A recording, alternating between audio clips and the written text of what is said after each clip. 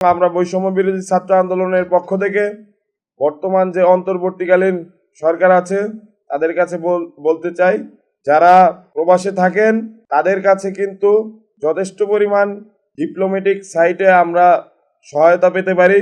বাংলাদেশ তা থেকে উপকার পেতে পারে। তথ্য হালনাগাদের জন্য দূতাবাসগুলোর পাশাপাশি সিভিল সোসাইটির মধ্য থেকে যারা এক্সপার্ট আছে তাদের সহায়তাটিও প্রয়োজন। আমরা বৈষম্য বিরোধী ছাত্র আন্দোলনের পক্ষ থেকেও আপনাদের প্রতি কৃতজ্ঞতা জানাতে চাই। আমরা বলতে চাই, ফ্যাসিস্টের পতন সুনিশ্চিত।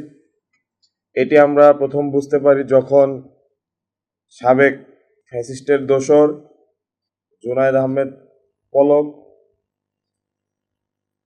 সে প্রবাসীদের কাছে যখন হাত জোর করে বলছিল যে আপনারা রেমিটেন্স পাঠানো বন্ধ করিয়েন না, তখন আমরা বুঝতে পারি যে আসলে এই ফ্যাসিস্টের পতন সুনিশ্চিত। এবং সেজন্য আরও একবার আমাদের পক্ষ থেকে কৃতজ্ঞতা স্বীকার করছি।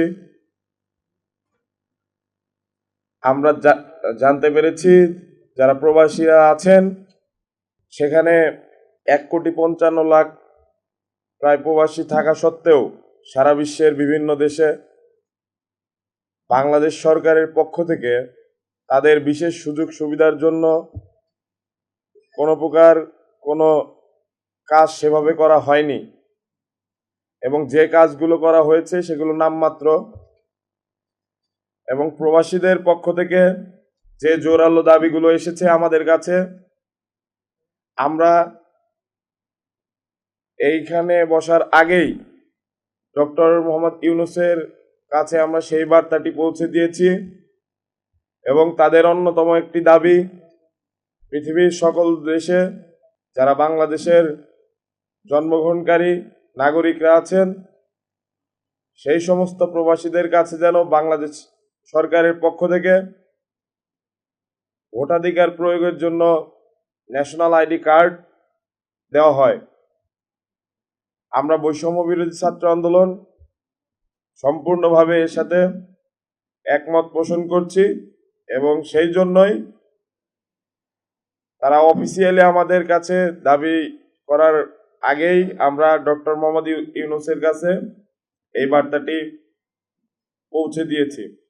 প্রবাসীদের আরও যে সমস্যাগুলো আছে সেগুলো তারা আমাদেরকে জানিয়েছেন দূতাবাসগুলোর পক্ষ থেকে যে প্রশাসনিক সেবা দেওয়া হয় সেগুলো পর্যাপ্ত নয়। তারা আরও অনেক দাবি করেছেন, তার মধ্যে আছে আইনি সুরক্ষার অভাব। প্রবাসীরা যখন বাইরে চলে যান তখন দেশে থাকা তাদের সম্পত্তি রক্ষার জন্য সরকারের তরফ থেকে সুনির্দিষ্ট কোনো কর্মসূচি নেই, যার কারণে অনেকে আইনি জটিলতায় পড়েন। রেমিটেন্স পাঠানোর ক্ষেত্রে জটিলতা আছে।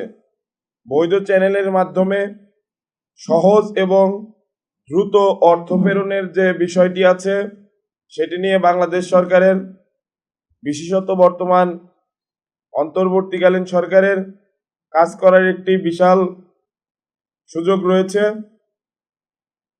তবে আমরা বৈষম্য বিরোধী ছাত্র আন্দোলনের পক্ষ থেকে জানাতে চাই যে 1,55,00,000 বাংলাদেশের জন্মগ্রহণকারী প্রবাসী বিদেশে আছেন, তাদের যেন ভোটাধিকার নিশ্চিত করা হয়, এবং তারা যদি ভোট দিতে পারেন সেটি হবে এই সরকারের জন্য অন্যতম একটি বড় সফলতা। এবং আমরা বৈষম্য বিরোধী ছাত্র আন্দোলনের পক্ষ থেকে বর্তমান যে অন্তর্বর্তীকালীন সরকার আছে তাদের কাছে বলতে চাই, যারা প্রবাসে থাকেন তাদের কাছে কিন্তু যথেষ্ট পরিমাণ ডিপ্লোম্যাটিক সাইটে আমরা সহায়তা পেতে পারি। বাংলাদেশ তা থেকে উপকার পেতে পারে। সেখানে যারা সিভিল সোসাইটির ব্যক্তিবর্গ আছেন তাদের মধ্য থেকে যেন একজন স্পেশাল এনভয় নিয়োগ করা হয়, সেই দাবিও আমরা এই সরকারের কাছ থেকে করতে চাই। কারণ তথ্য হালনাগাদের জন্য দূতাবাসগুলোর পাশাপাশি সিভিল সোসাইটির মধ্য থেকে যারা এক্সপার্ট আছে তাদের সহায়তাটিও প্রয়োজন। আমি আমার বক্তব্যকে আর দীর্ঘায়িত করতে চাই না, আমি আমার বক্তব্যকে এখানে শেষ করছি। ধন্যবাদ সবাইকে। ইনকিলাব জিন্দাবাদ।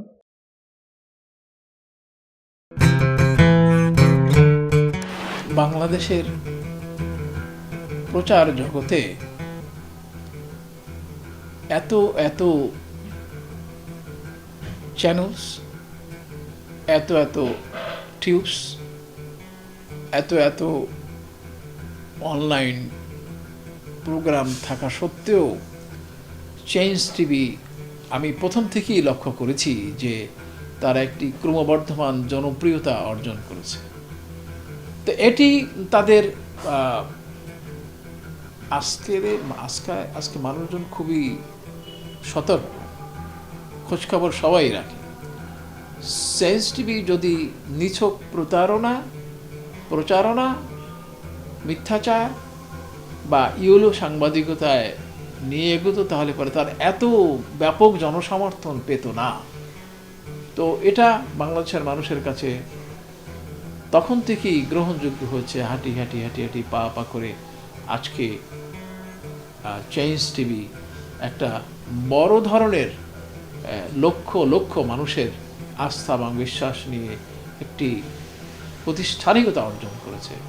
বাংলাদেশের মানুষের স্বার্থে, বাংলাদেশের গণতন্ত্রের স্বার্থে, বাংলাদেশের মানুষের মানবাধিকারের স্বার্থে আমরা প্রার্থনা করি, আমরা আশা করি যুগ যুগ জিও তুমি চেঞ্জ টিভি। চেঞ্জ টিভি 5 বছর থেকে আসলে বাংলাদেশে একটা বিকল্প গণমাধ্যম হিসাবে বাংলাদেশে কাজ করে যেতে পারছে।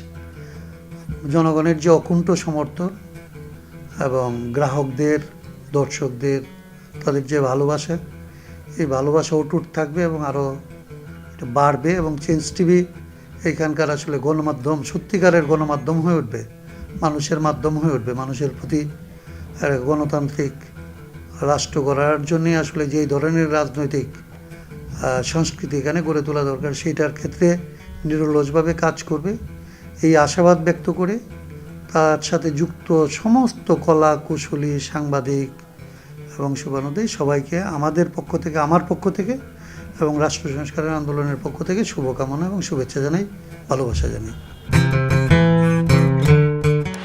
আগামী 1 জানুয়ারি চেঞ্জ টিভির প্রতিষ্ঠা বার্ষিকীতে গণ অধিকার পরিষদের পক্ষ থেকে আন্তরিক শুভেচ্ছা এবং অভিনন্দন।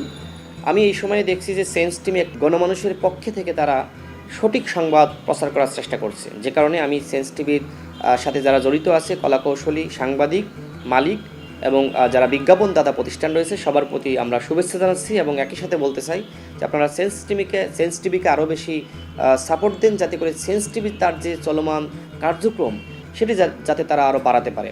আমরা গণ অধিকার পরিষদের পক্ষ থেকে আমরা চেঞ্জ টিভির মঙ্গল কামনা করছি, শুভকামনা ব্যক্ত করছি। আমরা চেঞ্জ টিভির সকল বিপদ আপদে আমরা ইনশাআল্লাহ তাদের পাশে রয়েছি। আমরা বাংলাদেশে দেখি যে সাংবাদিকদেরকে নানানভাবে হয়রানি করা হয়, নানানভাবে নির্যাতন করা হয়, মুখ বন্ধ করার চেষ্টা করা হয়। চেঞ্জ টিভি তাদের একটি স্লোগান হলো এক ফোঁটা হলুদও নাই। আমরা এটাই চাই তাদের মধ্যে যেন কোনো হলুদ না থাকে, তারা যেন নিরপেক্ষ থাকে, জনগণের পাশে থাকে, তারা যেন সঠিক বস্তুনিষ্ঠ সংবাদ তারা সাহসের সাথে সবসময় প্রচার করে এবং নির্ভীক ভূমিকায় অবতীর্ণ হয়। আগামী 1 জানুয়ারি দেশ চেঞ্জ টিভির যে প্রতিষ্ঠা বার্ষিকীতে আমি আমার নিজের পক্ষ থেকে এবং আমার পার্টি, জাতীয় পার্টির পক্ষ থেকে অনেক অনেক শুভেচ্ছা, আন্তরিক অভিনন্দন জানাই এবং দেশের বর্তমান রাজনৈতিক সংকট এবং পরিস্থিতিতে আপনারা নির্ভীক সাংবাদিকতার ছাপ রাখবেন সংবাদ পরিবেশনের ক্ষেত্রে, এ বিশ্বাস আমার আছে।